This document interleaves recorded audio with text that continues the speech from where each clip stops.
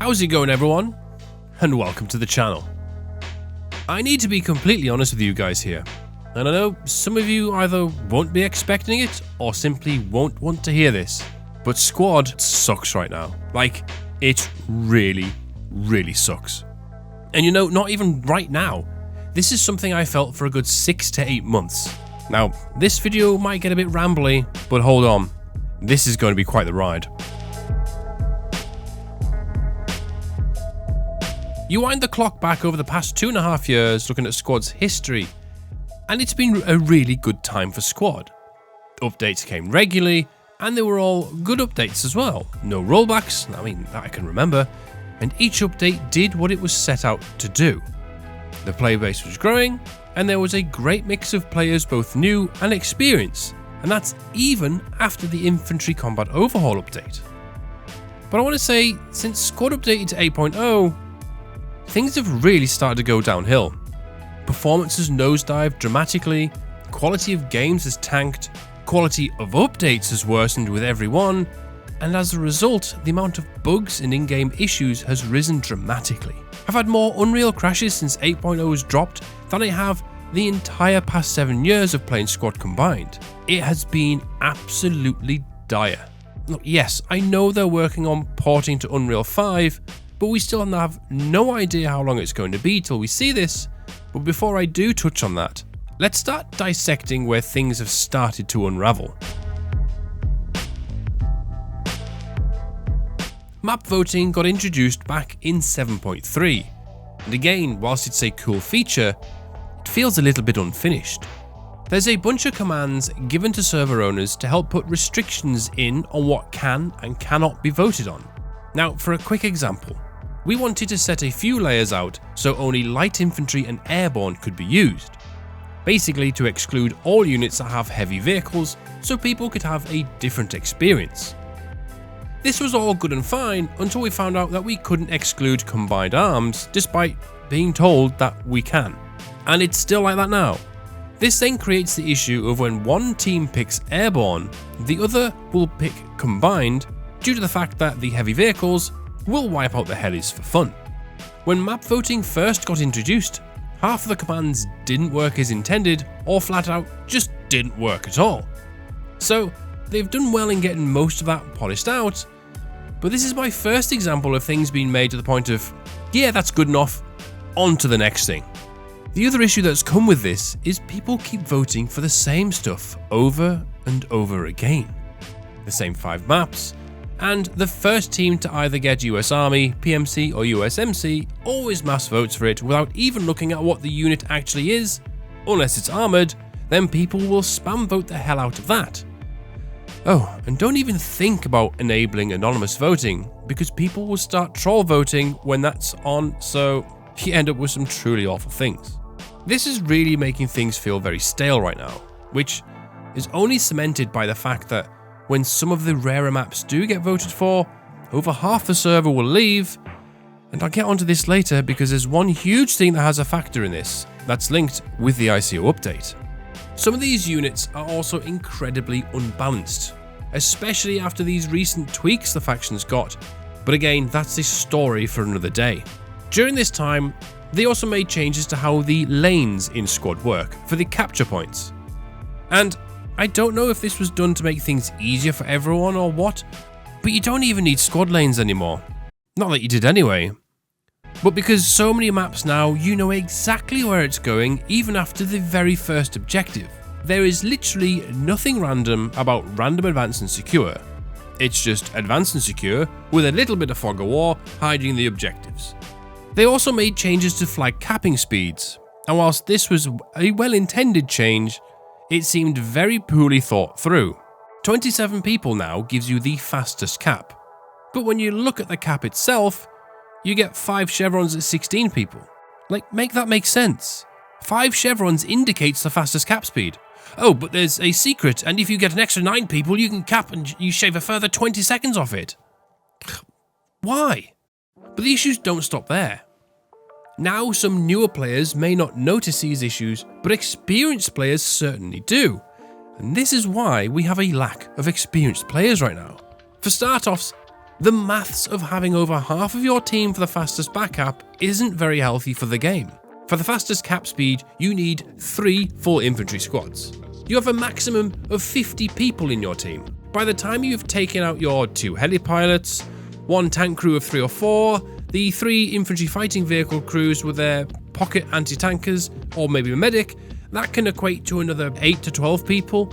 You only have between 10 and 6 leftover players to fulfill roles such as mortar fobs, logistics, and other bits and bobs. So as a result, if you want the fastest back cap, you end up having to get your team's entire main infantry squads to do this. And as a result, this presents quite a few problems.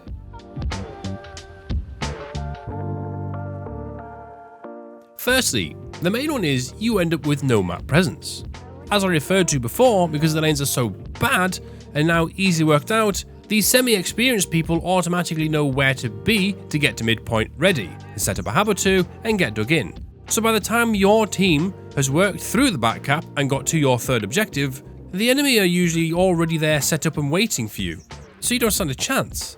So because your entire team is back capping, there's no one else to deal with the guys who push up further forwards. And because traditionally, people will never set up habs on the 1st or 2nd objective because it's the back capping, you don't need to be there, by the time they get the 3rd point and wiped out, you've got nowhere to spawn, and everyone's back at main, and then the whole cycle starts again.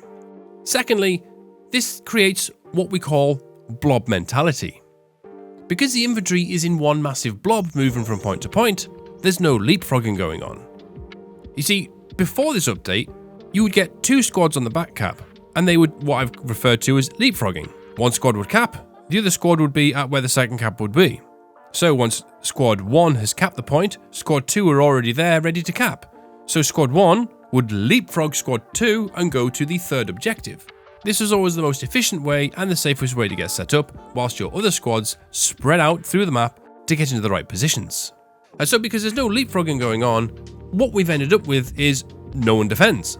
Because the blob turns into a microwave-brained hive mind entity, and as soon as a point is capped, they all move to the next objective, be it uncapped or occupied. But the biggest issue with this is teams are so unbelievably vulnerable to being rushed. 1 or 2 infantry fighting vehicles can easily rush their opposing team's 2nd or 1st cap point because, as I keep saying, they are so easy to work out because the lanes are so bad. So when they arrive to find 2 lodges and 1 transport truck all full of infantry, all 3 vehicles get destroyed along with all of the infantry. So they end up losing around 43 tickets in one go, and they now have no lodges to set up habs as they are on a spawn timer. And because there's no map presence with forward habs, all of the guys who got murked have nowhere to spawn, so that game is pretty much a write-off. And you aren't even 10 minutes in yet. And apart from the vehicle crew that got all of those kills, that game winds up being no fun for anyone else because one team cannot defend and the other team just keeps taking objective after objective with no resistance. So they get bored as well. Now yes, you could say to the armor to stay back with the back cabin blob, but that itself ends up making a bigger blob and makes the gameplay loop even worse.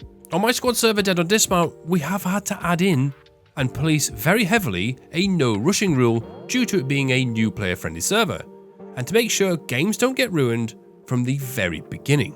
Honestly, if you want to fix this, having the maximum cap reduced to 16 players would make the initial stage of the game so much more fluid and so much more dynamic. But speaking of walking through objectives, surely I cannot be alone in thinking that the movement speed in this game is a complete joke. Running 200 meters in this game is so painful, I don't even think about taking the safest route anymore. I just take the most direct route.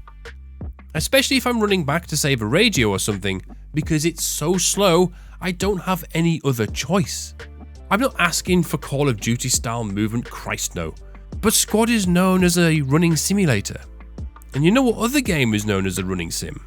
Arma Reforger. A game that is basically the same genre as Squad, where you end up actually running further than you do in Squad, but it doesn't feel as bad because you're not running at the speed of a fucking pensioner that's had a double hip operation and is riddled with arthritis. Honestly, my 4-year-old walks faster than you do in squad. Offworld's reason behind this was to force people to use vehicles to traverse around the map. Well, guess what? All of the light vehicles died in the first 10 minutes of the round because they were part of a fucking blob that got rushed, so now the team has no choice but to walk 1800 meters to get to cap. The main issue lies within the stamina and how little you get and how quickly it gets used. And remember, stamina affects everything. Movement speed, weapon sway, recoil control. Use 25% of it and you're really starting to put yourself at a severe disadvantage. However, if you look at Squad's sister, Squad 44, you have the same stamina system. However, it goes down about 50% slower than Squad's, and you get a canteen system to help boost your stamina back up. Honestly, the smartest way to fix this will simply be to increase the base movement speed when your stamina is at 0 by about 5%. It's not a lot, but it'll make a big difference, especially when you're running those longer distances. Also, they boost how much stamina you have by about 25% and reduce how quickly it's burnt by 30 to 40. Keep that steep drop off in weapon handling when you get past the 60% 50% stamina mark. That's fine because that serves its purpose and it does it well. But for those moments when you need to walk even just 300 meters or more, it will make it massively less painful. Now, to finish this off, Squad would massively benefit from having a dynamic speed similar to what you get in Tarkov and Armor. This is when you can use your scroll wheel to go from maximum speed all the way down to virtually stopped. This would honestly make the game feel like it's not only from the 21st century, but again, it's a huge quality of life improvement, especially as base ADS walking speed right now feels like you're still jogging. So if you want to move slower, you have more control over your weapon. So if you're defending or want to creep up on an enemy objective, it puts a bit more power in your hands and it's not as penalizing. Now, one of the biggest issues I have in Squad right now is performance, or a complete lack of it. Now, I know I play on 4K, but I have done for quite a while now, and over the past few updates, I've lost upwards of 40 FPS. It's now at the point where I have to reduce the scaling in-game just to get smooth and steady frames. Why I can get 100 plus FPS in Squad 44 and I struggle to break 60 in Squad. And not only that, Squad 44 is a superior looking game. I can't use DLSS or anything like that because it completely messes up optics, rendering them totally useless. And on top of that, it just makes everything look all grainy and mushed up mess. But on Squad 44 it looks fine. Now, I know using Unreal 5 is set to help the developers sort this, but it's just become the default answer for everything now. If someone raises an issue, Unreal 5. If it's a bug, Unreal 5, or a problem, the answer is just Unreal 5 will fix that, or we're waiting on Unreal 5 to fix that. Now, this is all fine and well, but it feels like they're gambling on checks they haven't even been able to cash in yet. Granted, I have seen how good Squad looks in Unreal 5 with some of the lighting and skybox changes, and as an example with the dynamic weather and stuff, but I'm telling you right now, if my FPS is worse than it is now, I will not be touching Squad for a very, very long time. We're getting so many bugs returning as well. The RPG reload bug is back. The FPS sway bug is back. There's still buildings that if you place a hab or a rally inside of it, it breaks the spawn and you can't spawn in it. And this has been in-game since 2018. And just recently when they pushed out a quick update to fix the INI exploit, it broke a bunch of textures and they weren't even aware of it, so it had to be rolled back once the community spammed them in Discord. The most recent bug I've encountered is the vehicles with huge amounts of input delay, and if you decide to change kit inside a vehicle and you get out, you find you've got nothing in your hands. 8.0 brought the ATGM rework, which looks cool and all, and it did fix the whole point and click adventure, but it feels incredibly unfinished and imbalanced.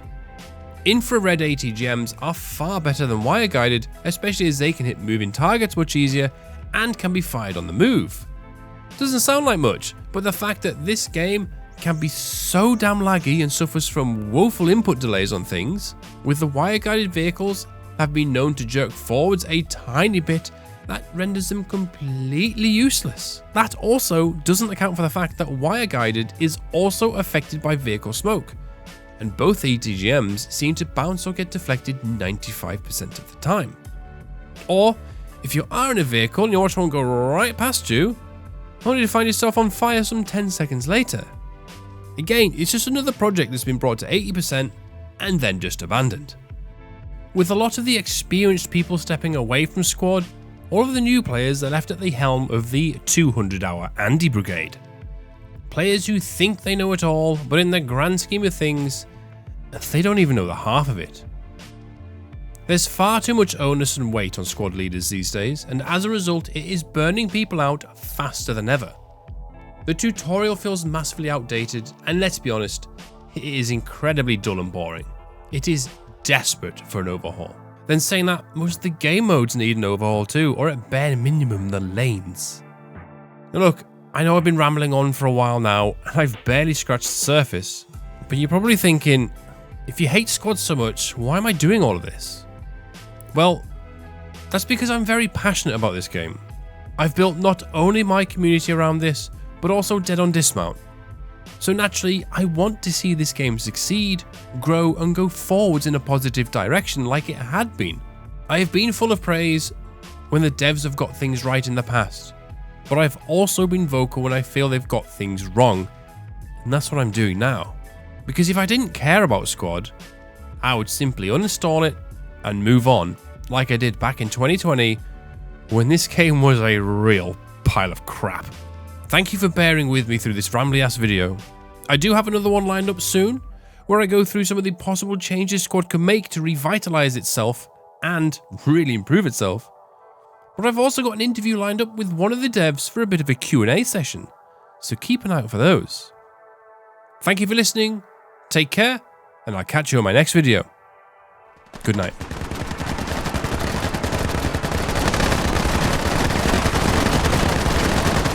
Get fucked! Get fucked! Yeah.